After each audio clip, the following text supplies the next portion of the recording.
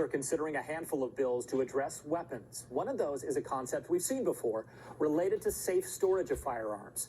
KATU's Keaton Thomas joins us live. And Keaton, why do proponents want to get this passed?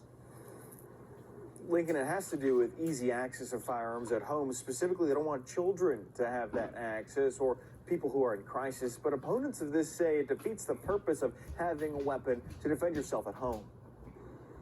Among the gun legislation this year in Salem is a safe storage bill. The goal ultimately, of course, is to save lives. Sponsored by Representative Lisa Reynolds, a former gun violence prevention activist. It would require the gun owner to secure it with a trigger or cable lock and secure it in a locked container or a gun room.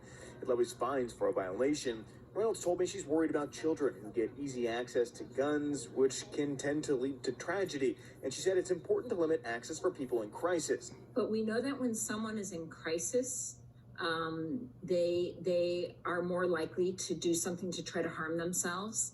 And if they have access to the lethal means of a gun, they are more likely to truly kill themselves. Sean Cawley, a gun rights attorney, told me it makes no sense to lock up a firearm because it limits someone's ability to protect themselves in an emergency at home. Having it stowed, locked, and completely removable from your access seems almost moot. Like, you know, hold on, Mr. Burglar, give me 30 seconds to get into my safe and punch in my code.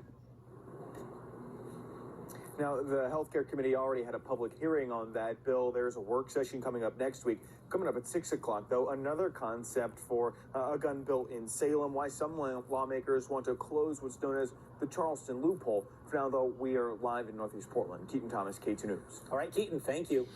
In the Washington State Legislature,